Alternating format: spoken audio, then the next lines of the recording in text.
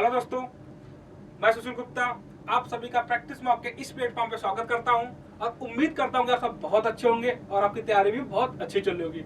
So guys, जैसा कि आप सभी को पता होगा कि हमने YouTube पे एक PYQ सीरीज स्टार्ट किया है, जिसमें हम आपके साथ आपके जितने भी JEE के अपकमिंग एग्जाम्स है उनका डिस्कशन हम लोग यहाँ पे कर रहे हैं।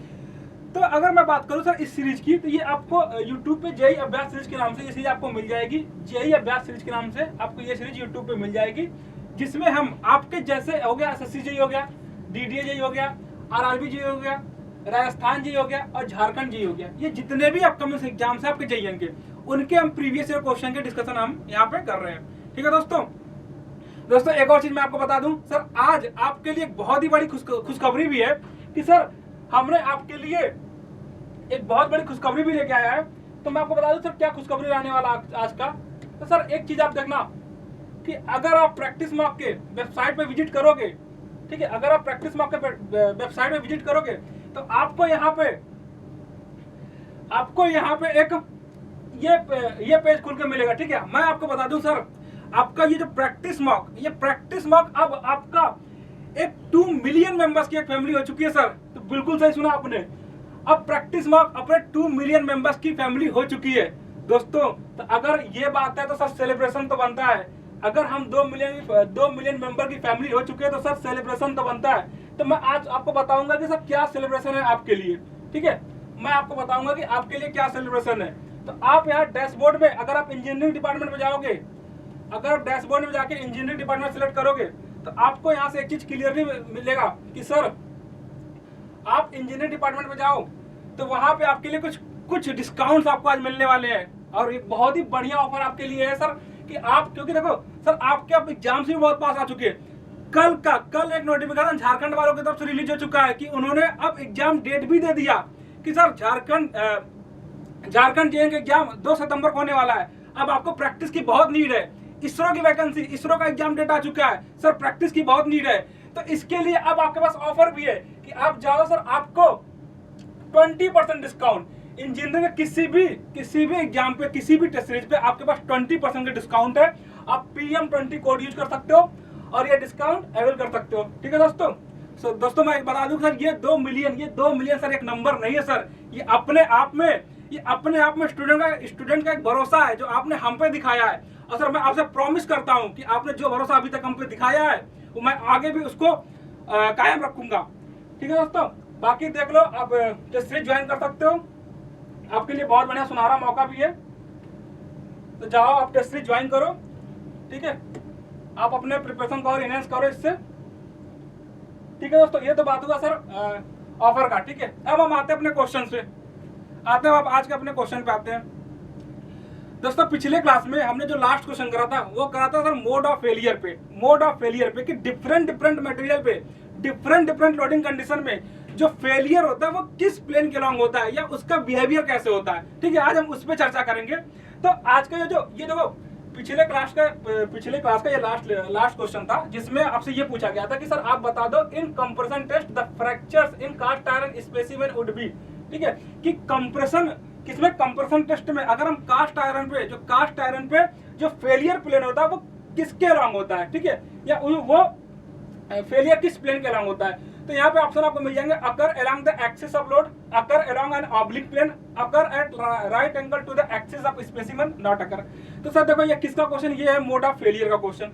हमने लास्ट क्लास में थोड़ा सा डिस्कशन इस पे करा था, बट एक बार मैं वापस अपने डिस्कशन को 0 से स्टार्ट करता हूँ। तो सर मैं आपसे बता दूं कि देखो इसमें होता क्या है सर, मोड ऑफ फेलियर में डिफरेंट मटेरियल का डिफरेंट लोडिंग कंडीशन में अलग अलग मोड ऑफ फेलियर निकल के आता है। तो मैं आपसे डिस्कशन करूं सर पहले कि डक्टाइल मटेरियल किसके लिए, डक्टाइल मटेरियल के लिए मैं एक तरफ डिस्कस करता हूं डक्टाइल मटेरियल और एक तरफ मैं डिस्कस करता हूं ब्रिटल मटेरियल। आपका यहाँ पे कंपेरिजन भी होते रहेगा। आप अगर चीजें कंपेयर करके याद रखोगे तो सर याद रखने में बहुत आसानी मिल जाता है, एग्जाम में आप गलत करने की पॉसिबिलिटी बहुत कम हो जाती है। मैं यहाँ पे सीधे आपसे कंपैरिजन करवा देता हूँ सर, डक्टाइल मटेरियल में क्या होगा मोड ऑफ फेलियर और ब्रिटल मटेरियल में क्या होने वाला है मोड ऑफ फेलियर। तो ये तो बात हो गया सर मटेरियल की, एक तो डक्टाइल मटेरियल हो गया, एक दूसरा हो गया ब्रिटल मटेरियल।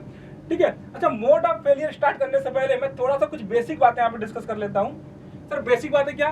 सर बेसिक बात ये है कि सर हमको पता है कि सर डक्टाइल मटेरियल जो होता है वो किस में वीक होता है, तो डक्टाइल मटेरियल वीक इन शियर, शियर में वीक होता है। और ब्रिटिल मटेरियल किस में वीक होता है, तो ब्रिटिल मटेरियल वीक होता है टेंशन में। ये बात हमको पहले से पता होता है। तो अगर मैं बात करूं तो डक्टाइल मटेरियल, तो ये क्या है, वीक इन शियर है, वीक इन शियर, ठीक है। अगर मैं यहाँ पे बात करूं ब्रिटिल मटेरियल के, ये किसमें, ये है वीक इन टेंशन है। ये तो बेसिक बात होगी कि सर डक्टाइल मटेरियल शियर में वीक होता है और ब्रिटिल मटेरियल किस में वीक होता है, टेंशन में वीक होता है। ये तो पहली बात हुई। अगर मैं दूसरी एक और बात डिस्कस करूं कि सर ये तो बात हो गया कि किस में वीक है। अगर मैं इसके सारे स्ट्रेंथ को कंपेयर करूं कि सर डक्टाइल मटेरियल अगर वीक है किसमें, शियर में, इसका मतलब ये हो गया कि जो डक्टाइल मटेरियल की शियर स्ट्रेंथ निकल के आएगी वो डक्टाइल मटेरियल के टेंसाइल स्ट्रेंथ और कंप्रेसिव स्ट्रेंथ से कम निकल के आएगी। इसका मतलब ये हो गया कि जो डक्टाइल मटेरियल में शियर स्ट्रेंथ सबसे कम निकल के आएगी। उसी तरीके से अगर हम ये बात बोले कि सर ब्रिटिल मटेरियल वीक किस में होता है, टेंशन में होता है, इसका मतलब ब्रिटिल मटेरियल में जो मटेरियल की टेंसाइल स्ट्रेंथ है, क्या है, मटेरियल की टेंसाइल स्ट्रेंथ है, वो सबसे कम निकल के आएगी। ये तो बात हो गया सर सबसे वीक वाले स्ट्रेंथ की। अब मैं बात करूं कि सर टेंशन, जो ब्रिटिल मटेरियल है वो वीक है टेंशन में बट स्ट्रांग है कंप्रेशन में। ब्रिटिल मटेरियल टेंशन में तो वीक है और कंप्रेशन में ये स्ट्रांग है, हाईली स्ट्रांग है इवन आप बोल सकते हो। तो FUC ब्रिटिल मटेरियल स्ट्रांग किसमें, कंप्रेशन में। अगर हम डक्टाइल की बात करें तो सबसे ज्यादा स्ट्रेंथ डक्टाइल मटेरियल में भी निकल के आता है किसमें, कंप्रेशन में। तो आप ये बोल सकते हो कि FUC इसमें भी सबसे ज्यादा आएगा, ठीक है। मैं आपको ये सीक्वेंस बता रहा हूँ कि सर डक्टाइल मटेरियल सबसे वीक किसमें होता है, शियर में होता है। ब्रिटिल मटेरियल वीक किसमें होता है, टेंशन में होता है। डक्टाइल मटेरियल सबसे ज्यादा स्ट्रांग किसमें होता है, कंप्रेशन में होता है। ब्रिटिल मटेरियल सबसे ज्यादा स्ट्रांग किसमें होता है, कंप्रेशन में होता है। अब देखो यहाँ बच क्या गया सर, शियर हो गया, कंप्रेशन हो गया, बच गया आपका FYT, ठीक है। और यहाँ पे क्या बच गया, टाउ बच गया। यहाँ पे आपका बच गया टाउ। तो सर ये सीक्वेंस निकल के आता है किसमें, मटेरियल के स्ट्रेंथ का, ठीक है। ये सीक्वेंस निकल गया था किसका, मटेरियल के स्ट्रेंथ का। अब अगर मैं बात बोलूं सर यहाँ पे ये क्या है, ये शियर स्ट्रेंथ है किसका, डक्टाइल मटेरियल का। ये शियर स्ट्रेंथ है, ठीक है। ये क्या है, ये टेंसाइल स्ट्रेंथ है,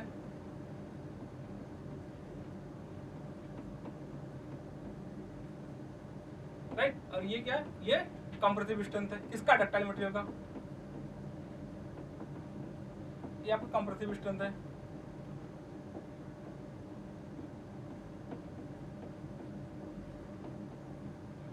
ठीक है। अब सेम चीज यहाँ पे भी है। ये कौन सा स्ट्रेंथ है, ये टेंसाइल, ये शियर, ये कौन सा, ये कंप्रेसिव है, ठीक है। अब मैं आपसे एक बात बताऊं कि डक्टाइल मटेरियल में मैं एक और बता दूं, ये जो मटेरियल का कंप्रेसिव स्ट्रेंथ है और जो मटेरियल का टेंसाइल स्ट्रेंथ है ये ऑलमोस्ट सेम निकल के आता है। ये कितना निकल के आता है, ऑलमोस्ट सेम निकल के आता है। इसका मतलब ये हो गया कि कंप्रेसिव थोड़ा सा ज्यादा तो होता है बट ऑलमोस्ट वैल्यू सेम निकल के आती है। ये बात आप कैसे समझोगे सर, हम एक एग्जांपल समझते इस बात को। अगर मैं एक एग्जांपल लूं माइल्ड स्टील की, किसका, माइल्ड स्टील। तो ये माइल्ड स्टील के केस में, अगर आप माइल्ड स्टील के केस में देखोगे तो माइल्ड स्टील के केस में जो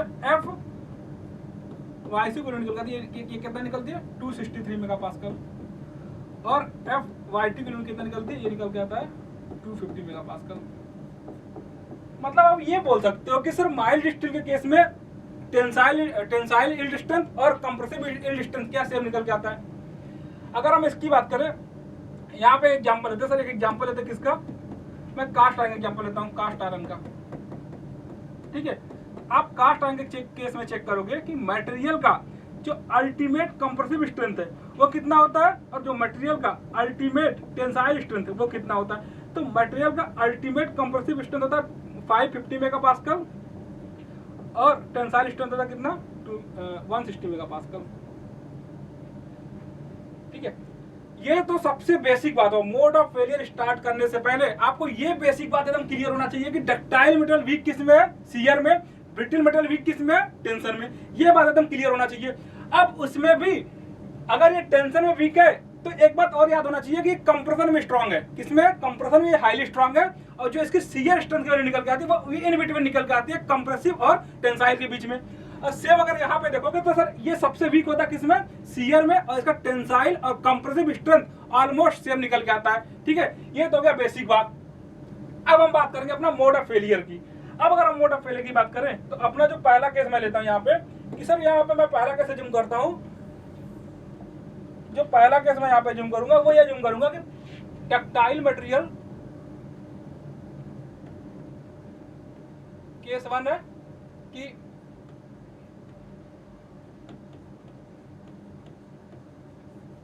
फेलियर ऑफ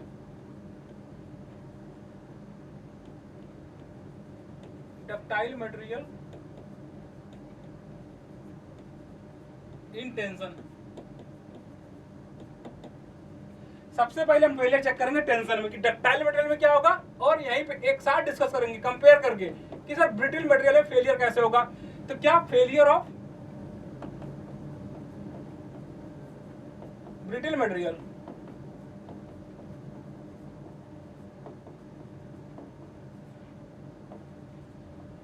इन टेंशन।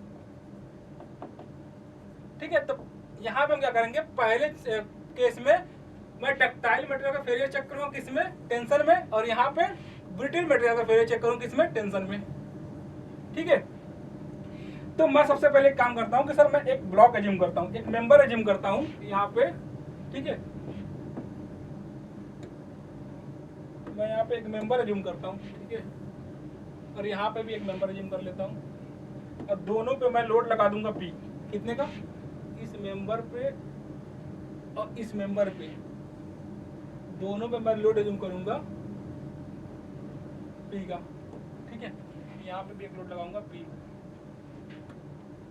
आपको चेक करना है कि दोनों केस में कौन सी फेलियर आपको देखने को मिलेगा। ठीक है, एकदम धीरे धीरे चलेंगे क्योंकि यहाँ पर टोटल 6 केस बनते हैं, और एग्जाम में इन 6 केस से कोई ना कोई एक क्वेश्चन फंसने की बहुत ज्यादा प्रोबेबिलिटी है। आप मान के चलो कि आप कोई भी एग्जाम दोगे, चाहे वो जेई का हो चाहे वो एई का हो, इस 6 केस से आपको एक क्वेश्चन जरूर देखने को मिलेगा। तो मैं इन सारे केस को एक साथ डिस्कस करता हूँ कि सर ये तो हो गया कौन सा मटेरियल, ये डक्टाइल मटेरियल हो गया। ठीक है, अब हमको एक बात पता है कि सर डक्टाइल मटेरियल वीक किस में होता है, तो डक्टाइल मटेरियल वीक होता है शियर में। इसका मतलब है कि अगर आप डक्टाइल मटेरियल पे लोड अप्लाई करोगे तो मटेरियल फेल करेगा उस प्लेन के अलॉन्ग जिस प्लेन पे मैक्सिमम शियर स्ट्रेस की वैल्यू मटेरियल के शियर स्ट्रेंथ से ज्यादा होगी। ठीक है, आपको समझ में आया, मतलब ये हो गया कि अगर हम डक्टाइल मटेरियल पे लोड अप्लाई करेंगे तो फेलियर आपको उस प्लेन के अलॉन्ग देखने को मिलेगा जिस प्लेन पे मैक्सिमम शियर स्ट्रेस की वैल्यू मटेरियल के शियर स्ट्रेंथ से ज्यादा हो जाए, तो मटेरियल उस प्लेन के अलॉन्ग फेल कर जाएगा। अब बात ये निकल गया कि सर आप बस हमको ये बता दो कि मैक्सिमम शियर स्ट्रेंथ का प्लेन कौन सा होगा। ठीक है, अब यही मैक्सिमम शियर स्ट्रेंथ का प्लेन हर अलग अलग लोडिंग कंडीशन में चेंज हो जाएगा।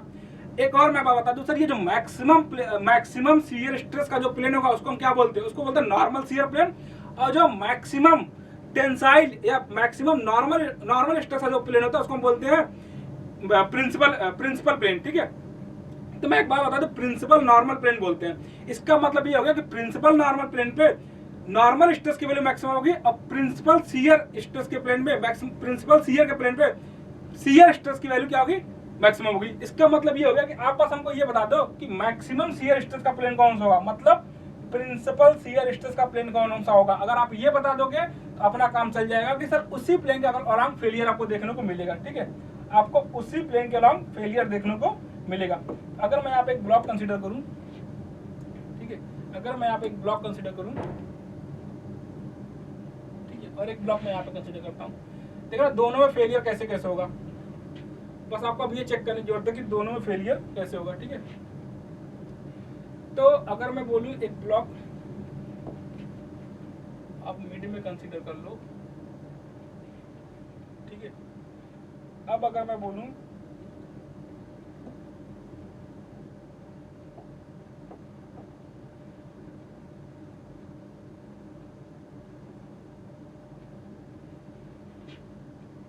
कि सर ये जो ब्लॉक है यहाँ पे ये ब्लॉक ये है, ठीक है। आप इस ब्लॉक को अगर हम अलग से कंसीडर करते हैं, आपका ये ब्लॉक यहाँ पे ये है और ये ब्लॉक आपका यहाँ पे ये है।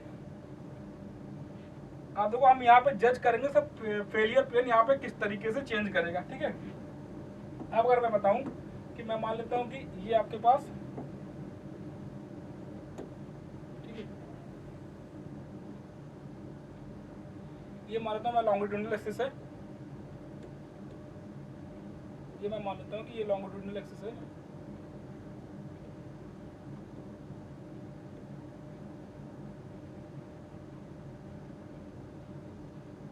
ठीक है।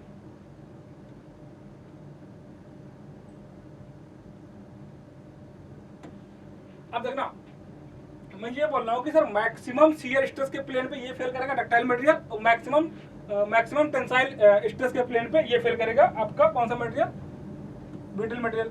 तो अब मैं ये बता दूं कि सर अगर यहाँ पे लोड पी लग रहा है, इसका मतलब जो ये वाला प्लेन है, आपको जो ये वाला प्लेन देखने को मिल रहा है, ये वाला प्लेन, ये कौन सा प्लेन होगा, ये होगा प्लेन आपका मैक्सिमम, ये कौन सा प्लेन होगा, ये प्रिंसिपल नॉर्मल प्लेन होगा। क्या होगा,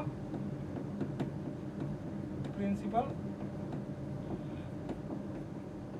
सेम कंडीशन वहां पे भी। और इसके अगर ये प्रिंसिपल नॉर्मल प्लेन है तो यहां से जो 45 डिग्री का प्लेन होगा, कितने डिग्री का, यहां से जो 45 डिग्री वाला प्लेन होगा, ये प्लेन, ठीक है, यहां से जो 45 डिग्री वाला प्लेन होगा वो कौन सा प्लेन होगा, वो प्रिंसिपल शियर प्लेन होगा। ये आपका होगा प्रिंसिपल शियर प्लेन, ठीक है। अगर ये मैक्सिमम, ये क्या है, ये प्रिंसिपल शियर प्लेन है, कौन सा प्लेन है, तो ये अगर ये देखोगे तो ये प्लेन है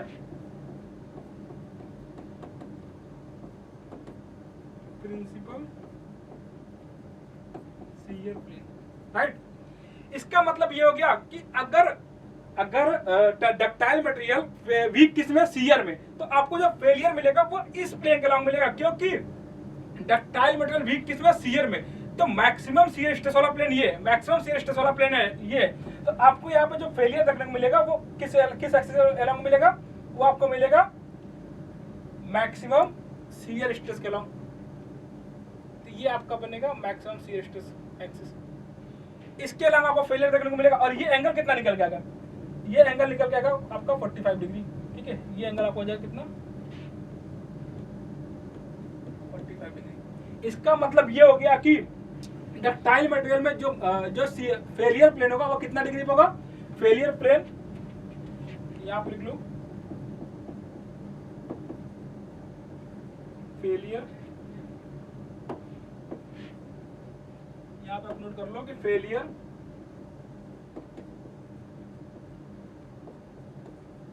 occur at plane inclined to 45 degree to the axis of shaft बोल दे, मेंबर बोल दे, ठीक है।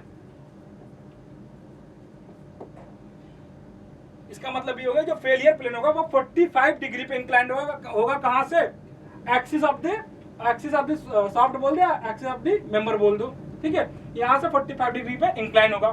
और मैं अभी इसमें आगे बात बताता हूं, सर ये जो फेलियर होगा वो फेलियर किस पैटर्न में होगा, वो पैटर्न क्या होगा, मैं पैटर्न की चर्चा बाद में करता हूं। सबसे पहले मैं ब्रिटल मटेरियल पे आता हूं। तो सर ब्रिटल मटेरियल पे क्या होगा, ये जो प्लेन है ब्रिटल मटेरियल के लिए, ये प्लेन अभी भी, ये प्लेन अगर लोडिंग कंडीशन सेम है तो ये अभी भी क्या होगा, नॉर्मल प्रिंसिपल प्लेन होगा। कौन सा प्लेन होगा, नॉर्मल प्रिंसिपल प्लेन। और हमको पता है कि ब्रिटल मटेरियल फेल किसमें करता है, ब्रिटल मटेरियल फेल करता है किसमें, किसमें फेल करता है, जहां पे टेंसाइल स्ट्रेस की वैल्यू किससे ज्यादा हो जाए, मटेरियल के टेंसाइल स्ट्रेस से ज्यादा हो जाए। तो मैक्सिमम टेंसाइल स्ट्रेस आपको किस प्लेन में मिलेगा, इसी प्लेन पे तो मिलेगा। अगर यहाँ पे लोड P लग रहा है, इसका मतलब इसी प्लेन पे आपको क्या मिलेगा, इस प्लेन के अलावा आपको फेलियर देखने को मिलेगा। इसका मतलब यहाँ पे जो फेलियर प्लेन होगा वो कितने पे होगा, तो आप नोट कर लो कि failure plane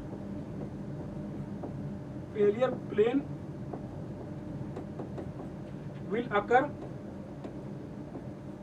at 90 degree to the axis of shaft. Axis of shaft बोल दो या बोल दो मेंबर बोल दो। इस मेंबर का जो लॉन्गिट्यूडनल एक्सिस होगा, ठीक है, इस मेंबर का जो लॉन्गिट्यूडनल एक्सिस होगा उसके परपेंडिकुलर क्या होगा, अपना फेलियर प्लेन होगा। ये तो पहली बात हो गया। दूसरा बात अगर मैं बोलूं कि सर ये तो हो गया फेलियर प्लेन की बात। दूसरी बात अब हमको ये बता दो कि ये जो फेलियर होगा वो फेलियर का पैटर्न क्या होगा, ठीक है। तो डक्टाइल मटेरियल में जो आपको फेलियर देखने को मिलेगा, डक्टाइल मटेरियल में जो आपको फेलियर देखने को मिलेगा वो कौन सा मिलेगा, यहाँ पे कप एंड कोन फेलियर होता है। क्या? Cup and cone failure. तो कप एंड कोन फेलियर क्या होता है आप इसको समझना एक बार कि कप एंड कोन फेलियर क्या होता है, ठीक है। आप समझना कप एंड कोन फेलियर होता क्या है।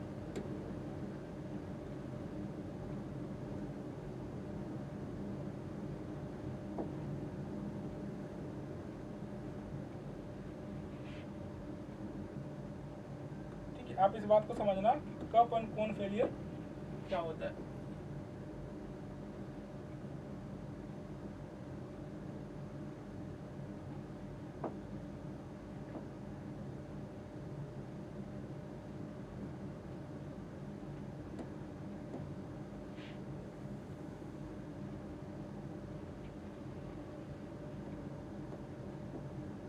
आप इस डायग्राम को एक बार अच्छे से समझ जाओ। सर यहाँ पे ये जो फेलियर मिलेगा देखने को वो कौन सा मिलेगा,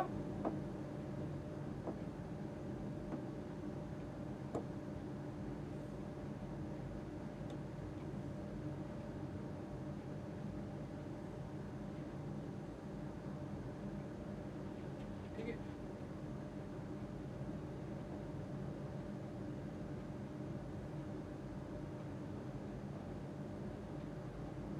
ये फेलियर आपको देखने को मिलेगा।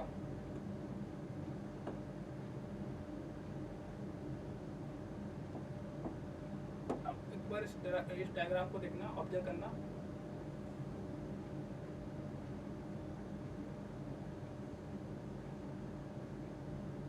ठीक है, ये जो एंगल है, ये जो एंगल निकल के आएगा, ये एंगल 45 डिग्री निकल के आएगा।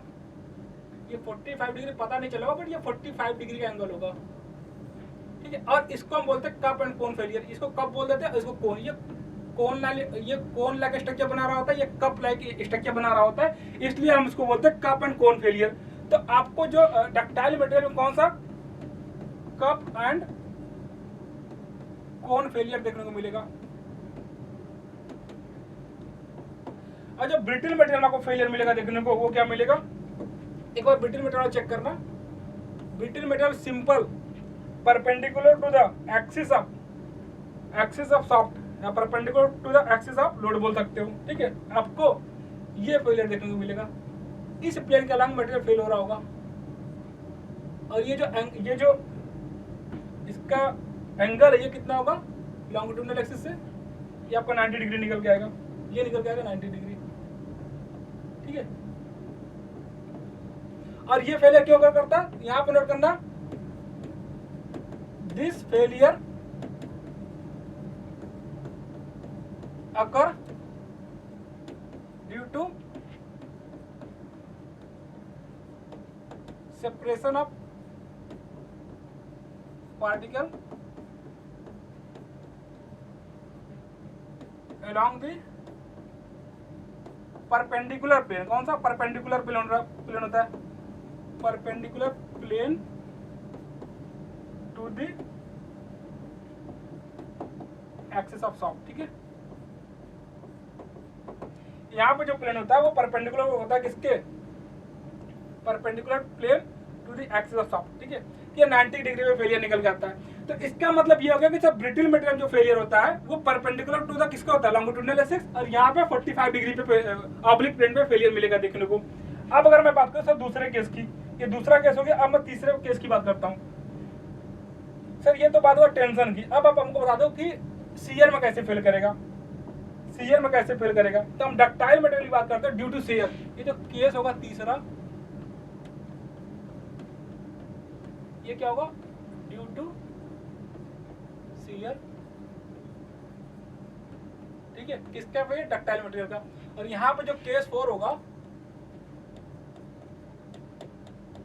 वो क्या होगा, ड्यू टू शियर, ये भी होगा। ठीक है, शियर का क्या फेलियर होगा। अब शियर के पास फेलियर मैं देखता हूँ कैसे होगा। तो मैं एक बात बताऊँ कि मैं यहाँ पे वापस एक मेंबर मानता हूँ, यहाँ पे एक मेंबर मान देता हूँ, ठीक है। और इन दोनों मेंबर पे, इन दोनों शाफ्ट पे, ये दोनों शाफ्ट है, ठीक है, इन दोनों शाफ्ट पे एक टार्क लगा रहा हूँ। इन दोनों शाफ्ट पे मान लेते एक टार्क टी लग रहा होगा, ठीक है। इन पे मैं मान लेता हूँ कि एक टार्क टी लग रहा होगा, ठीक है, एक टार्क टी लग रहा है, यहाँ पे भी एक टार्क टी लग रहा है। अब हमको ये पता है सर, ये अगर टार्क टी लग रहा है तो इन दोनों पे जो मैक्सिमम शियर स्ट्रेस और मैक्सिमम टेंसाइल स्ट्रेस का हमको प्लेन बता दो। तो सर मैं आपको बात बताऊं कि अगर यहाँ पे टार्क टी लग रहा है तो यहाँ पे ये जो, अगर मैं एक पॉइंट कंसिडर करूं और यहाँ पे एक पॉइंट कंसिडर करूं, तो इस टार्क टी की वजह से यहाँ पे जो शियर स्ट्रेस आएगा वो यही निकल के आएगा, मैक्सिमम शियर स्ट्रेस इस प्लेन पे निकल के आएगा, और यहाँ पे मैक्सिमम शियर स्ट्रेस इसी प्लेन पे निकल के आएगा, ठीक है। बट हमको ये पता है कि सर डक्टाइल मटेरियल में जो फेलियर होता है वो किस प्लेन के अलॉन्ग होता है, उस प्लेन के अलॉन्ग जिस प्लेन पे शियर स्ट्रेस की वैल्यू मैक्सिमम होगी। तो आप देखो ना, इसी प्लेन पे तो शियर स्ट्रेस की वैल्यू मैक्सिमम है, इसी प्लेन पे तो शियर स्ट्रेस की वैल्यू मैक्सिमम है। इस प्लेन में क्या लग रहा है, ओनली शियर लग रहा है। तो यही जो प्लेन होगा, यही कौन सा प्लेन है, यही तो आपका प्लेन कौन सा है, मैक्सिमम शियर प्लेन है, या इसको बोल दो normal shear plane, normal shear plane. अगर ये नॉर्मल शियर प्लेन है तो फेलियर इसी प्लेन के अलॉन्ग होगा। अगर इसी प्लेन के अलॉन्ग होगा तो इस केस में ड्यू टू शियर की वजह से फेलियर ऑफ प्लेन कहां पे इंक्लाइन होगा, failure of plane inclined at 90 डिग्री, 90 degree to the axis of shaft. जो सॉफ्ट की एक्सिस होगी उससे कहां पे 90 डिग्री पे ये फेलियर आपको देखने को मिलेगा, ठीक है। ये तो बात हो गया किसका, ये बात हो गया ड्यू टू शियर किसमें, डक्टाइल मटेरियल में। अगर मैं ब्रिटल मटेरियल की बात करूं तो आपको पता कि ब्रिटल मटेरियल में अगर ये नॉर्मल शियर प्लेन है, मतलब मैक्सिमम शियर स्ट्रेस की वैल्यू अगर इस प्लेन पे मिलेगा, तो मैक्सिमम टेंसाइल स्ट्रेस की वैल्यू किस प्लेन पे मिलेगा, आप ये बता दो। तो सर मैक्सिमम टेंसाइल स्ट्रेस की वैल्यू आपको इसके पर, अब यहाँ पे इसके परपेंडिकुलर प्लेन पे आपको मैक्सिमम टेंसाइल स्ट्रेस की वैल्यू मिलेगी। तो आप ये जो प्लेन होगा to the 45 degree, 45 degree to the this longitudinal axis, ये जो एंगल होगा ये 45 डिग्री है। इसका मतलब यहाँ पे आपको जो फेलियर मिलेगा ये मिलेगा कहाँ पे, failure of plane inclined at 90 degree to the axis of sound, ठीक है। इसका मतलब जो ब्रिटल मटेरियल में शियर की वजह से जो फेलियर प्लेन होगा वो परपेंडिकुलर होगा, सॉरी कौन सा होगा, परपेंडिकुलर, तो इसमें होगा ना, इसमें आपको मिलेगा, परपेंडिकुलर नहीं मिलेगा, इसमें आपको मिलेगा इंक्लाइंड एट 45 डिग्री, कितना 45 degree to the axis of shaft, मतलब यहाँ पे ये फेलियर प्लेन है, this is the failure plane,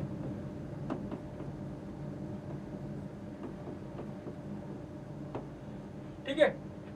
इसका मतलब शियर में जो फेलियर प्लेन मिलेगा किसमें, ब्रिटल मटेरियल में, वो किसमें मिलेगा, along the axis inclined at 45 degree to the longitudinal axis. यहाँ पे कौन सा एक्सिस होगा, या परपेंडिकुलर एक्सिस होगा, ये फेलियर प्लेन आपको यहाँ पे ये मिलेगा, तो ये आपका फेलियर प्लेन है, ठीक है। इस प्लेन के अलॉन्ग फेल करेगा मटेरियल। अब एक जो लास्ट कंडीशन, दो केस और बनता है, लास्ट में दो और केस बनता है, किसमें, एक तो बनेगा आपका केस कौन सा, केस 5 बनेगा, ठीक है, एक तो केस 5 बनेगा आपका, और यहाँ पे क्या बनेगा, केस 6। टोटल 6 केस निकल के आते हैं यहाँ पे। ये क्या होगा, ड्यू टू कंप्रेशन, ठीक है, यहाँ पे ड्यू टू कंप्रेशन हो जाएगा। और यहाँ पे भी due to compression, due to compression. यहाँ पे किस मटेरियल की बात कर रहे होंगे हम? यहाँ पे बात कर रहे होंगे किस मटेरियल की? डक्टाइल मटेरियल की, डक्टाइल मटेरियल की। तो लेफ्ट साइड में आपका डक्टाइल मटेरियल है और राइट साइड में आपका क्या है? ये आपका ब्रिटल मटेरियल। ठीक है, ये ब्रिटल मटेरियल है। अब हम बात करें कंप्रेशन की। तो कंप्रेशन में कौन सा फेलियर मिलेगा? किसमें? दो केस आपके पास है। वापस से आप यहाँ पे एक बार कंप्रेसिव फोर्स लगाओगे, एक बार ब्रिटल मटेरियल में कंप्रेसिव फोर्स लगाओगे। आपको चेक करना है दोनों केस में फेलियर क्या मिलेगा। आपको पैटर्न भी बताना होगा और बताना होगा इंक्लिनेशन की कितने डिग्री पे इंक्लाइन करेगा failure plane from the axis of the member. ठीक है, मैं ये मान लेता हूँ कि यहाँ पे कोई लोड पी लग रहा होगा। मैं कंसीडर करता हूँ यहाँ पे कोई लोड पी लग रहा हो और यहाँ पे भी कोई लोड पी लग रहा है। ठीक है, अब एक चीज बताओ, जो कंप्रेशन किसमें, अगर हम बात करें डक्टाइल मटेरियल में, तो डक्टाइल मटेरियल में इन शॉर्ट कंप्रेसिव मेंबर, कौन सा कंप्रेसिव मेंबर है? Short compressive member. यहां पे जो फेलियर मिलता है वो due to in short compressive member failure occur due to compressive building. होता क्या, देखो मैं आपसे एक बात बताऊं कि सर डक्टाइल मटेरियल किसमें वीक होता है? वीक होता है शियर में। और स्ट्रांग किसमें होता है? स्ट्रांग होता है कंप्रेशन में। अब आप मेरे को एक बात बताओ कि अगर डक्टाइल मटेरियल वीक है किसमें? शियर में, इसका मतलब अगर हम कंप्रेसिव फोर्स लगा रहे हैं तो कंप्रेसिव फोर्स लगाने पे मटेरियल पर टेंसाइल तो नहीं जनरेट, टेंशन फोर्स तो जनरेट नहीं होगा।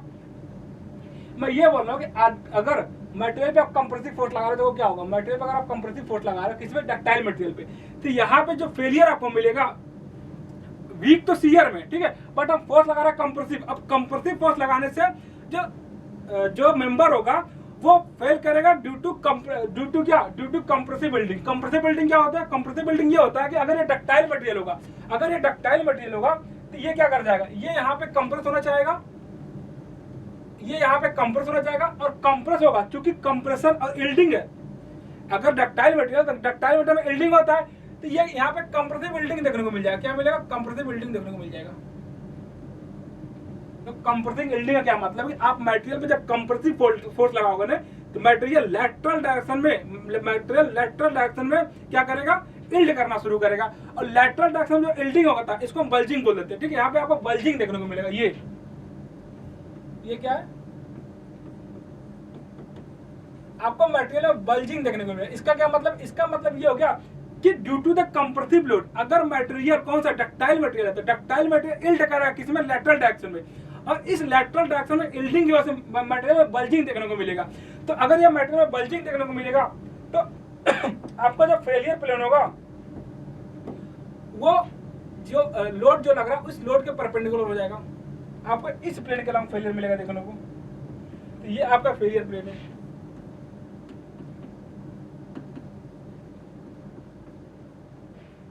मैंने आपको ये बताया कि कंप्रेसिव किसमें? डक्टाइल मटेरियल में जब कंप्रेसिव फोर्स आप अप्लाई करोगे तो मटेरियल लेटरल डायरेक्शन में इल्ड करना चाहेगा, और जब मटेरियल लेटरल डायरेक्शन में इल्ड करेगा इस लेटरल डायरेक्शन के इल्डिंग को हम बल्जिंग बोल देते हैं।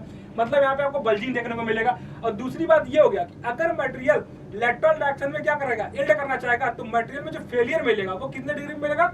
जो लोड की एक्सिस है उसके 90 डिग्री पे। मतलब अगर हम ये बात बोले सर जो फेलियर प्लेन होगा, failure plane inclined at 90 degree to the axis of member, axis of load बोलते हैं, axis of member बोलते हैं।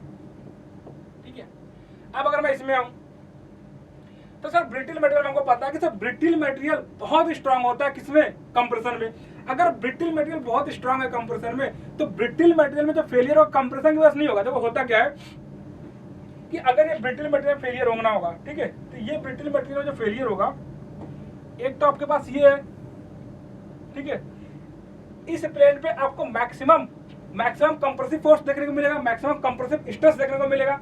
लेकिन इसके 45 डिग्री वाला जो प्लेन होगा, कितना, इसका जो 45 डिग्री का प्लेन होगा, इस पे क्या मिलेगा देखने को, ये जो आपको 45 डिग्री वाला प्लेन होगा,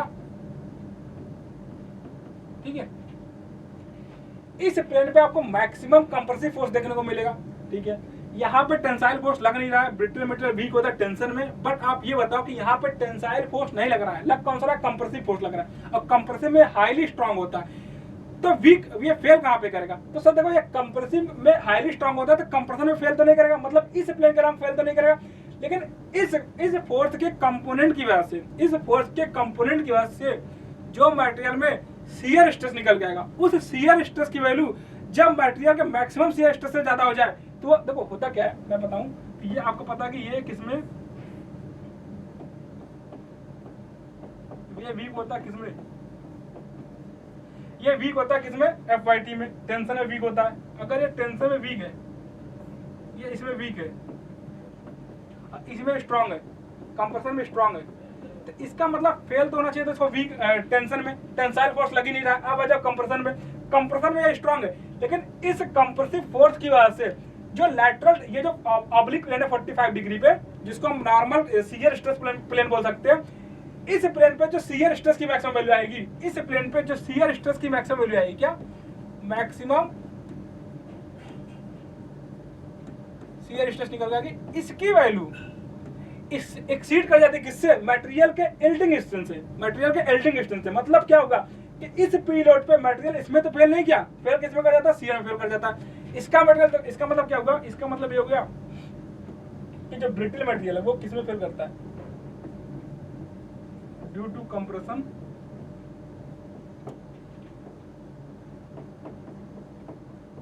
brittle material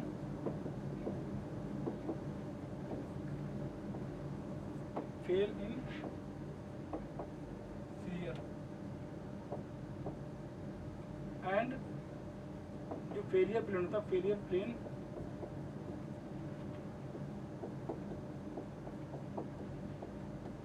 inclined at 45 degree to the axis of number।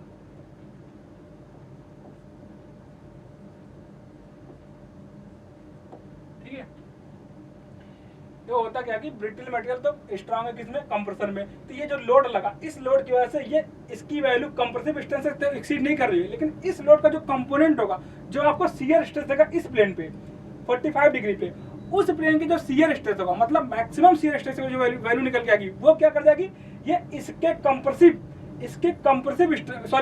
Shear stress से एक्सीड कर जाएगी। और जब ये वाली वैल्यू एक्सीड कर गई शियर स्ट्रेस की वैल्यू, तो ये फेलियर किसमें मिलेगा देखने को, आपको शियर में फेल कर जाएगा मटेरियल। और अगर ये मटेरियल शियर में फेल करेगा, मतलब इस प्लेन के अलावा फेलियर मिलेगा देखने को। अगर इस प्लेन के अलावा फेलियर मिलेगा, मतलब फेलियर कौन सा होगा, 45 डिग्री पे। ठीक है, अगर हम सबको एक बार समराइज करते हैं, ठीक है, अब मैं क्या करता हूँ, एक बार सब सारी चीजों को समराइज कर दूं, तो डक्टाइल मटेरियल किसमें फेल होगा, अब मैं अगर समराइज करूं तो ductile material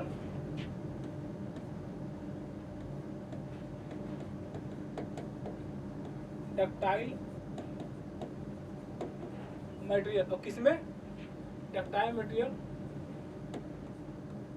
fails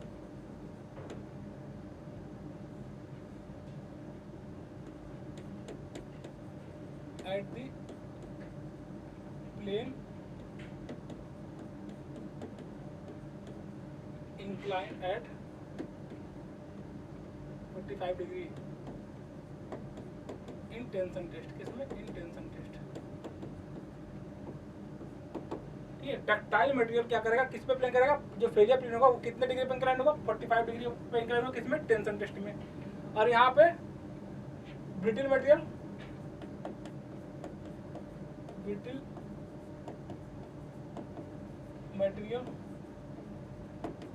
fails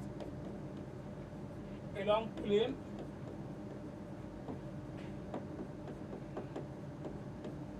inclined at 90 degree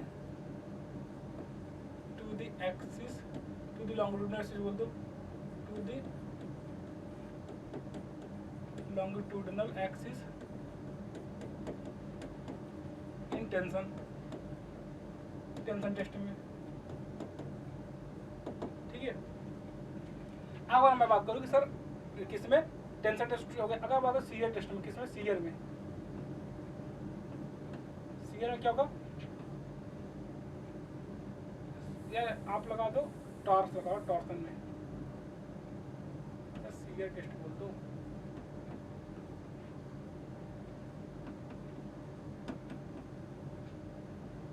failure plane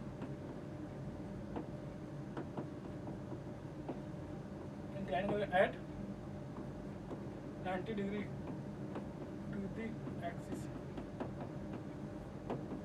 of soft। और यहाँ पे कितने होगा, यहाँ पे होगा 45 डिग्री पे, 45 degree to the axis of shaft. ठीक है। आप बताओ कंप्रेशन में, यहाँ पे जो कंप्रेशन फेलियर मिलेगा किस में मिलेगा, along plane 90 degree to the axis। ठीक है। यहाँ पे कितने मिलेगा, यहाँ पे 45 डिग्री मिलेगा फिर से।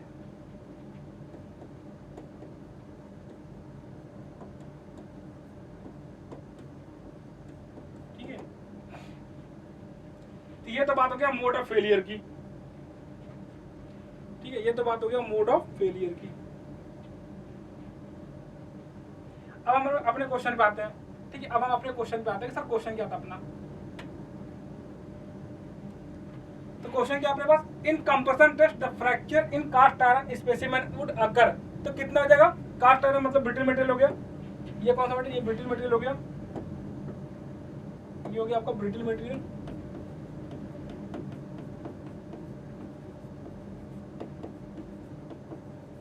तो ब्रिटल मटेरियल में कंप्रेशन में कितने पे फेलियर प्लेन कितने पे इंक्लाइन करेगा, ये अगर करेगा 45 डिग्री पे। अगर ये 45 डिग्री पे अगर करेगा मतलब अकर अलोंग एन ऑब्लिक प्लेन। कौन सा ऑप्शन है, ऑप्शन बी हो जाएगा, ऑप्शन बी राइट आंसर हो जाएगा। मैं ये बोल रहा हूँ कि कंप्रेशन टेस्ट में जो फेलियर होगा ब्रिटल मटेरियल में वो किस प्लेन पे इंक्लाइन करेगा, वो इंक्लाइन करेगा 45 डिग्री पे। क्यों, क्योंकि कंप्रेशन में क्या होगा, मटेरियल तो ब्रिटल मटेरियल कंप्रेशन में स्ट्रांग है, और कंप्रेशन में स्ट्रांग है तो उस कंप्रेसिव फोर्स की वजह से जो उस कंप्रेसिव फोर्स के कंपोनेंट की वजह से जो मटेरियल में मैक्सिमम शियर स्ट्रेस की वैल्यू आएगी वो किससे एक्सीड कर जाती है, वो एक्सीड कर जाती है मटेरियल के यील्ड स्ट्रेंथ से।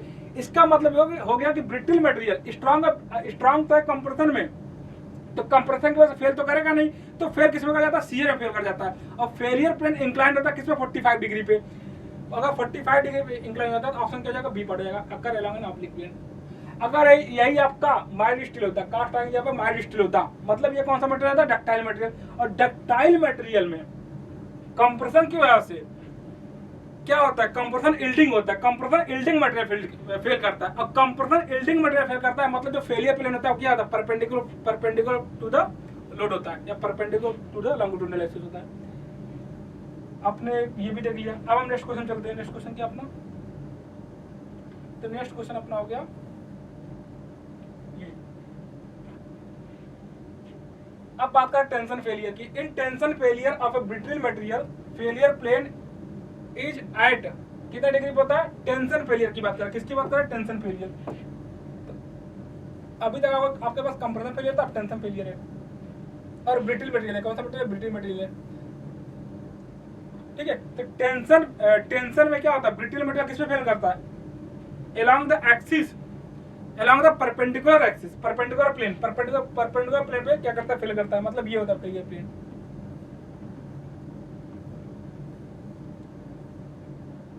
आप इस पे लोड लगाए, आप पी लोड लगा रहे हो, ठीक है, पी लोड। अब फेलियर प्लेन आपका कौन सा होगा, फेलियर प्लेन आपका ये होगा, इस प्लेन पे फेल करेगा, मतलब perpendicular to the longitudinal axis, perpendicular to the longitudinal axis. और ये आपका लॉन्गिट्यूडिनल एक्सिस है, इसके परपेंडिकुलर पे, किसमें, टेंशन टेस्ट में। इन टेंशन मटेरियल कौन सा, ब्रिटल मटेरियल है, आंसर कौन सा है, 90 डिग्री। इसका आंसर ये पार्ट हो जाएगा। ठीक है, अब नेक्स्ट क्वेश्चन देखना, अगला सवाल क्या है, ये भी आपका सवाल मोड ऑफ फेलियर पे। Under torsion brittle material generally fail. अब बात करें किससे, टॉर्सन की। टॉर्सन में किसमें, अब ब्रिटल मटेरियल की बात कर रहे हैं, तीनों बार ब्रिटल मटेरियल है, तो टॉर्सन में कितने एंगल पे होगा, टॉर्सन में डक्टाइल मटेरियल फेल करता है 90 डिग्री पे, मतलब perpendicular to the axis of plane, perpendicular to the axis of shaft होता है, और यहाँ पे ऑब्लिक प्लेन होता है कितना, 90 डिग्री पे। तो along plane perpendicular to the axis, गलत बात है, ये डक्टाइल के लिए सही है। Not in an any specific manner, गलत है ये भी। In the direction of minimum tension, ये भी गलत है। Along surface forming a 45 degree angle, कितना, बिल्कुल सही बात है। ऑब्लिक प्लेन पे फेल करता है विद द लॉन्गिट्यूडिनल एक्सिस, ठीक है। तो आंसर कौन सा है, डी पार्ट हो जाएगा। अभी तो हमने बताया था कि सर जब आप सॉफ्ट पे टॉर्सन लगाओ, टॉर्क लगाओगे, टॉर्क लगाने से क्या होगा, टॉर्क लगाने से जो ब्रिटल मटेरियल फेल करता है वो किस पे फेल करता है, ब्रिटल मटेरियल फेल करता है ऑब्लिक प्लेन पे। Oblique plane inclined at 45 degree to the longitudinal axis, ये हो जाएगा कौन सा, डी पार्ट हो जाएगा टॉर्सन में। तो आपके पास टोटल 6 केस निकल के आते हैं, कितने केस निकल के आते हैं, 6 केस निकल के आते हैं, ठीक है। अगला देखना, अगला क्या देखना,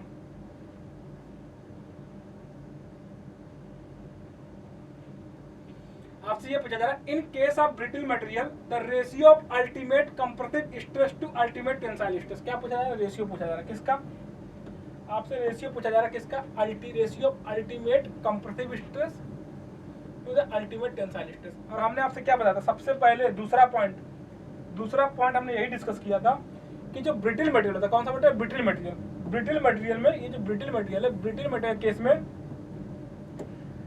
आपका जो अल्टीमेट टेंसाइल स्ट्रेस होता है, ये किससे कम होता है, ये टाउ से कम होता है, और ये वैल्यू किससे कम होती है, FUC से।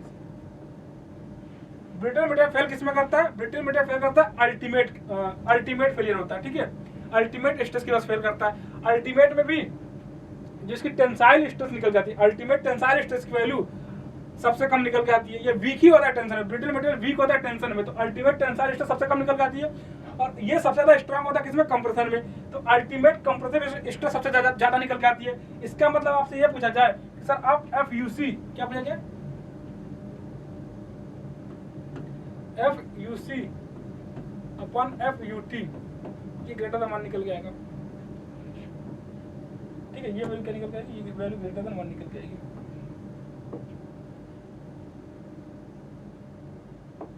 ठीक है। तो मोर देन 1 हो जाएगा इसका आंसर। तो सबसे पहले हमने यही तो बताया था कि सर ब्रिटल मटेरियल स्ट्रांग होता है किसमें, टेंशन में, सॉरी वीक होता है टेंशन में, और हाईली स्ट्रांग होता है कंप्रेशन में। जब हाईली स्ट्रांग कंप्रेशन होता है, इसका मतलब उसका जो अल्टीमेट कंप्रेसिव स्ट्रेंथ होता है वो सबसे ज्यादा निकल के आता है, और अल्टीमेट टेंसाइल स्ट्रेंथ सबसे कम निकल के आता है। तो ये बट ऑब्वियस हो गया कि FUC अपॉन FUT का जो रेशियो निकल के आएगा वो ग्रेटर देन 1 निकल के आ जाएगा, ठीक है, वो ग्रेटर देन 1 निकल के आ जाएगा। ये 47 नंबर क्वेश्चन। अगला क्वेश्चन देखना क्या है,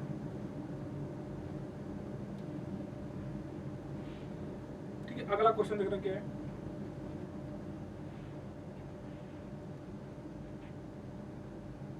ये रोड नहीं है, रॉड है, क्या है,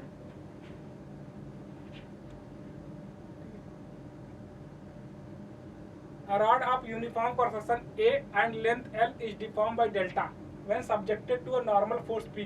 The Young modulus E of the material is, क्या पूछा है, Young modulus पूछ रहा है मटेरियल का, ठीक है, मटेरियल का Young modulus पूछ रहा है। तो अगर मैं बताऊं आपको,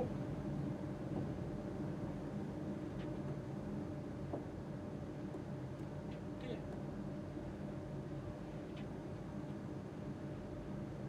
अब ये क्वेश्चन है डिफॉर्मेशन पे, तो मैं बताऊं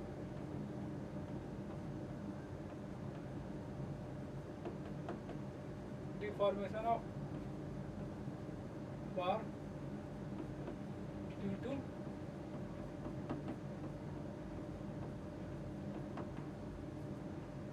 एक्सियल लोडिंग। आपको बार का डिफॉर्मेशन बताना किसकी वजह से, एक्सियल लोडिंग की वजह से, ठीक है। अब देखना, अब मैं यहाँ पे बताऊं सर,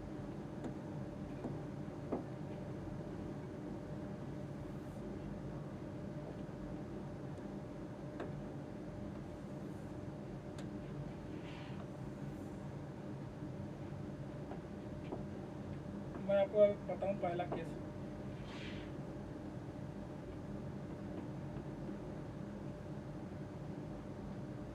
क्या है? प्रिज्मेटिक बार। दूसरा केस मैं बताता हूँ।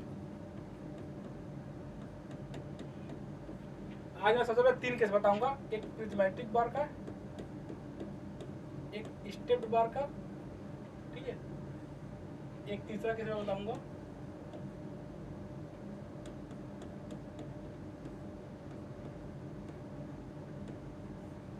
बार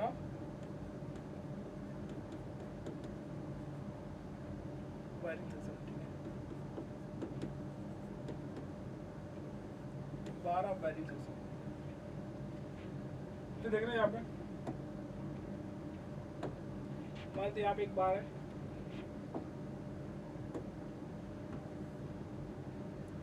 यहाँ पे एक बार है, स्टेप बार यहाँ पे कौन सा बार है? यहाँ पे स्टेप बार है।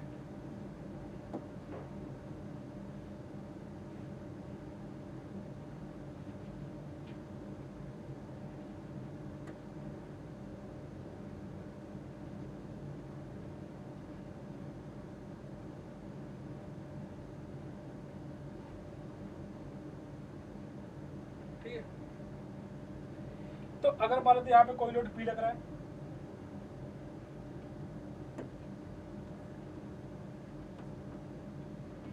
यहाँ पे कोई लोड पी लग रहा है, इस स्टेप बार में कोई लोड पी लग रहा है, तो इसका लेंथ मान लेते हैं L है, एरिया E है और एंगल मॉडुलस C है। इसका लेंथ में मतलब L1 है, एरिया A1 है और एंगल मॉडुलस C है, L2, A2 और E, ठीक है, और यहाँ पे L3, A3 और E कांस्टेंट है। अब यहाँ पे जो डिफॉर्मेशन निकल के आता है, कितना निकल के आता है? Delta L। इस प्री लोड की वजह से जो डिफॉर्मेशन निकलता है वो PL/A निकल के आता है, ठीक है। ये सबसे बेसिक फॉर्मूला, ये आप सब लोग पढ़े होंगे, और मैं बता दूं भी कैसे आता है, अगर आपको जानना ही है तो आपको पता है सिग्मा इक्वल टू कितना होता है? सिग्मा इक्वल टू होता है E into sigma, E into epsilon, ठीक है, और सिग्मा कितना होता है? P into A equal to E into इसको तो डेल्टा L/A। यहाँ से डेल्टा निकल जाता है कितना? यहाँ से डेल्टा L की वैल्यू निकल जाती है कितना? PL/A। इसका मतलब ये हो गया कि सर इसमें जो डेल्टा L की वैल्यू निकल जाती है, कितना निकल जाती है? ये निकल जाता है PL/A, ठीक है। और जब स्टेप बार होगा, स्टेप बार क्या मतलब होगा कि सर यहाँ पे क्रॉस सेक्शन चेंज हो रहा है और लेंथ भी चेंज हो सकता है, लेंथ तो चेंज हो सकता है, साथ साथ में क्रॉस सेक्शन भी चेंज हो रहा है स्टेप बार में। यहाँ पे आप देखोगे जो डेल्टा L की वैल्यू निकल जाती है वो कितना निकल जाता है? ये डेल्टा L कितना निकल जाता है? Delta L। आप देखो एक बार अगर हम इसकी बात करें, अगर हम इन सब पे फोर्स P सेम लग रहा है, अगर हम इसका FBD बनाएंगे, इस पे भी लोड P आएगा, इस पे भी लोड P आएगा, इस पे भी लोड P आएगा, ठीक है। अगर इस पे लोड P आएगा, इसके वजह से डेल्टा 1 कितना निकल जाएगा? डेल्टा 1 निकलेगा P into L1/A1 into T, और डेल्टा L2 कितना आएगा? डेल्टा L2 आएगा P into L2/A2 into E, और डेल्टा L3 कितना जाएगा?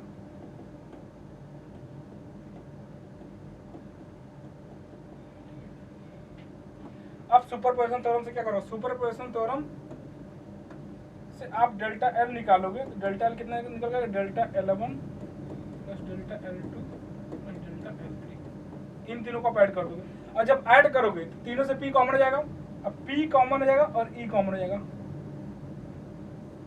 अगर मटेरियल सेम है, इसका मतलब एंगल मॉडुलस सेम आएगा, और लोड अगर P लग रहा है, अगर लोड P लग रहा है तो इन सारे का अगर आप FBD बनाओगे तो सब पे लोड P निकल के आएगा, और अगर सब पे लोड P निकल के आएगा तो P भी कॉमन हो जाएगा, P/E कॉमन हो जाएगा, और ये कितना हो जाएगा?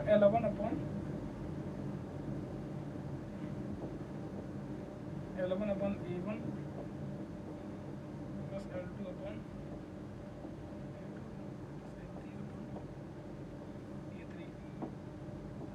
ये तो आपका बात हो जाएगा किसमें? डेल्टा L की, डेल्टा L निकल के आ जाएगा किस केस में? स्टेप बार के केस में। तीसरा क्या है? Bar of varying section. Varying section में भी 2 सेक्शन आपके पास निकल के आएगा। पहला अगर मैं बात बोलूं, सर पहला सेक्शन आपके पास है क्या?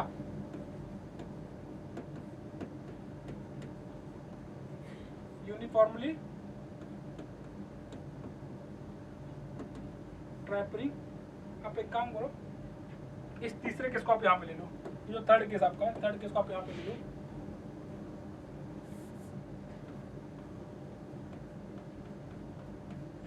क्या है? Bar of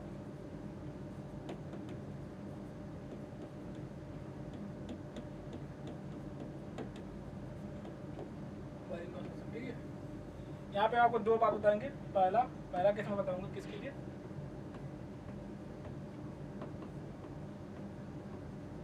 uniformly tapering circular बार। ठीक है, पहला केस हो जाएगा यूनिफॉर्मली सर्कुलर, पहला केस आपका हो जाएगा यूनिफॉर्मली टैपरिंग सर्कुलर बार, और दूसरा केस हो जाएगा आपका कौन सा, केस 2 क्या हो जाएगा,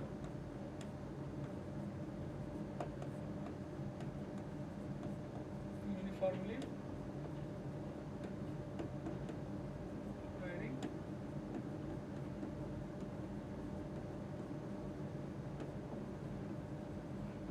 सर्कुलर। ठीक है, ये आपका पहला केस है। मैं ये मांग करता हूँ कि ये कोई आपका सर्कुलर बार है, ठीक है, ये आपका कोई सर्कुलर बार है,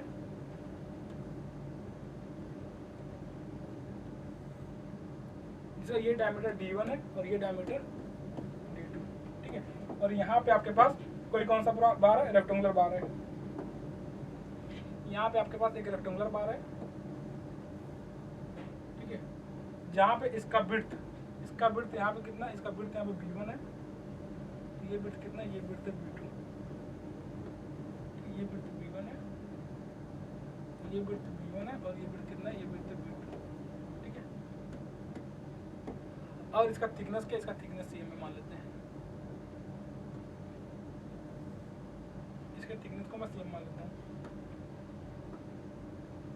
ये थिकनेस मैं मान लेता हूँ, ये थिकनेस CM है,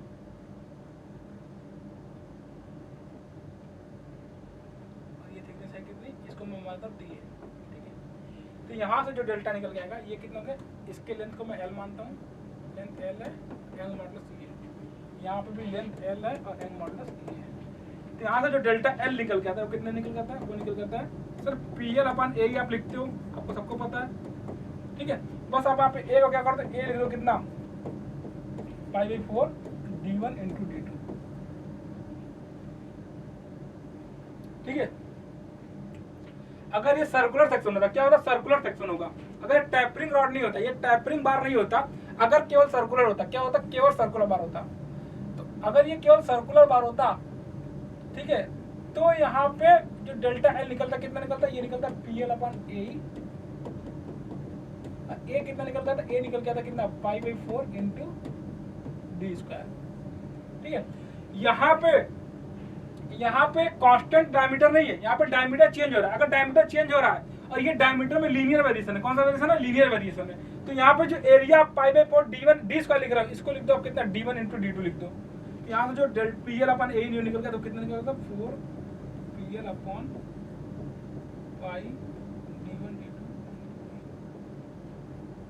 ठीक है, ये डेल्टा निकल गया तो ये इतना निकल जाता है।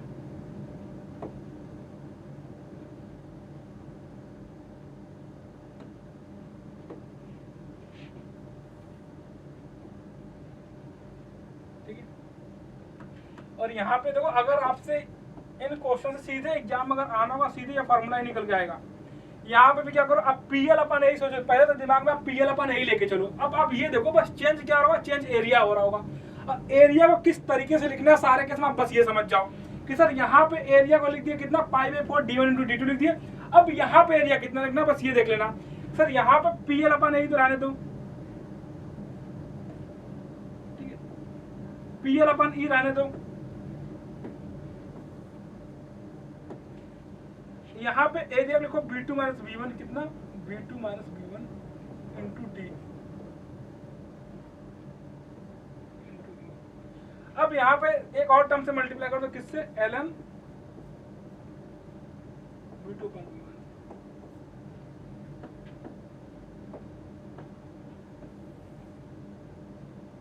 ठीक है, ये कौन सा वर्ग है? यूनिफॉर्मली वायरिंग रेक्टेंगुलर बार हो गया। तो रेक्टेंगुलर बार के केस में जो फार्मूला निकल के आएगा किसका? डिफॉर्मेशन का, डेल्टा एल, वो निकल के आता है कितना?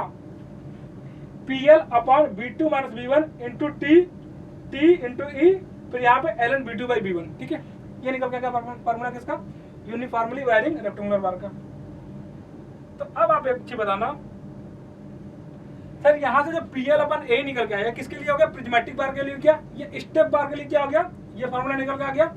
अब बार ऑफ वायरिंग सेक्शन जो है आपको मैंने पीछे डिस्कस किया। ठीक है, बार ऑफ वायरिंग सेक्शन को,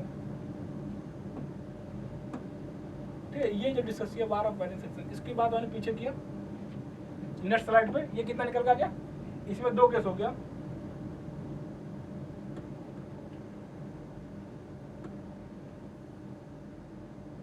यहाँ पे ठीक है, एक तो हो गया कितना? 4PL अपन पाई D1 D2 अपन इंटू E, एक तो ये हो गया।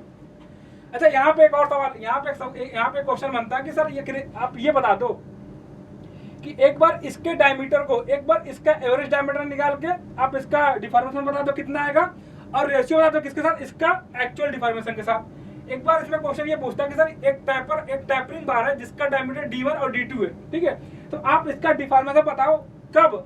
कि अगर हम इस डायमीटर का एवरेज डायमीटर निकाल के डिफॉर्मेशन कैलकुलेट करें। और दूसरा केस कब? जब इस एक्चुअल केस में कंसीडर कर रहे हैं कितना? 4PL अपन पाई D1 into D2 into E से। ठीक है, तो आपसे इसका एवरेज पूछता है, तो ये क्वेश्चन यहाँ से भी बनता है। तब हम अपने क्वेश्चन पे आते हैं। अपना क्वेश्चन क्या आज का क्वेश्चन ये कि the rod of uniform cross section A and length L is deform by delta when subjected to normal force P, the angle modulus E upon material. ये डेल्टा दिया, आपसे E पूछा जा रहा है। डेल्टा आपको पता है डेल्टा कितना होता है? डेल्टा होता है आपको PL अपॉन A। यहाँ से आप कैलकुलेट करो कितना? PL upon A into delta. ठीक है, ये हो जाएगा PL upon A into delta. Answer कौन सा जाएगा? PL upon A into delta, C part हो जाएगा आंसर इसका। ठीक है, चलो नेक्स्ट क्वेश्चन पे चलते हैं। अगला क्वेश्चन क्या है?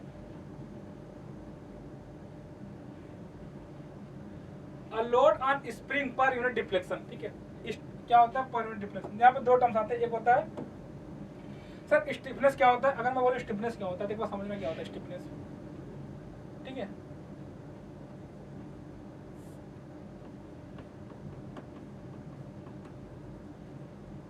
स्टिफनेस क्या होता है? स्टिफनेस होता है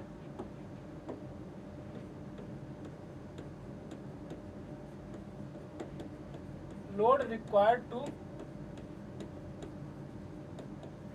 प्रोड्यूस यूनिट डिफॉर्मेशन। क्या होता है?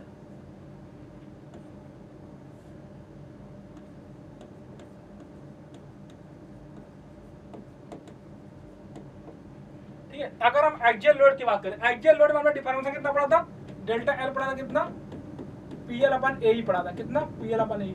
अगर हम एक्सियल बार के लिए आपसे ये पूछे कि उसका स्टिफनेस कितना है, क्या स्टिफनेस कितना है, तो उसके लिए क्या होगा?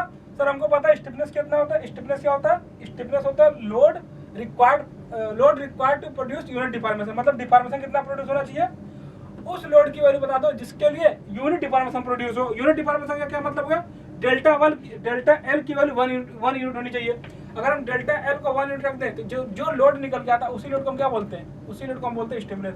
स्टिफनेस के इक्वल टू कितना हो गया? वो लोड जिसके लिए अगर हम इसको 1 रख दिए, इस P के वैल्यू क्या बोलते हैं? K बोल देते हैं। K को अगर हम स्टिफनेस बोले तो K बोल देते हैं इसको। तो यहाँ से K का वैल्यू कितना निकल जाती है? ये निकल जाता है A अपॉन L। ठीक है, ये हो गया स्टिफनेस। अगर सेम बात मैं बोलूं किसके लिए? स्प्रिंग के लिए। किसके लिए? स्प्रिंग के लिए।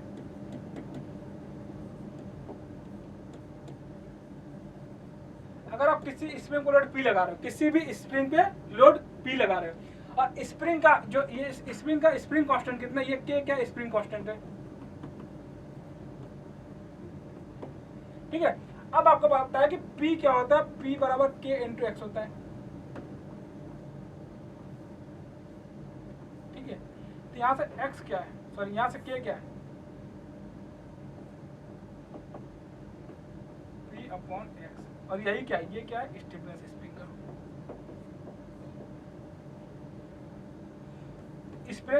स्प्रिंग का स्टिफनेस क्या है, P equal to P upon x. मतलब क्या है, लोड क्या, अगर हम इसको 1 रख दें, इस वैल्यू को 1 रख दें, तो क्या हो गया, ये K हो गया कितना, अगर इसको 1 रख दें तो K क्या हो गया, K हो गया कि load required to produce unit deformation. ये क्या यूनिट डिफॉर्मेशन है।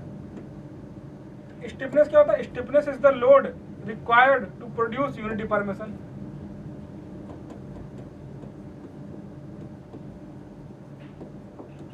ठीक है, इसी का उल्टा होता है फ्लेक्सिबिलिटी, इसी का उल्टा होता है फ्लेक्सिबिलिटी।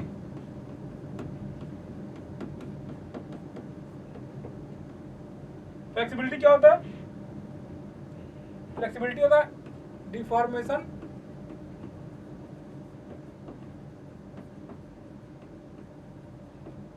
Produce by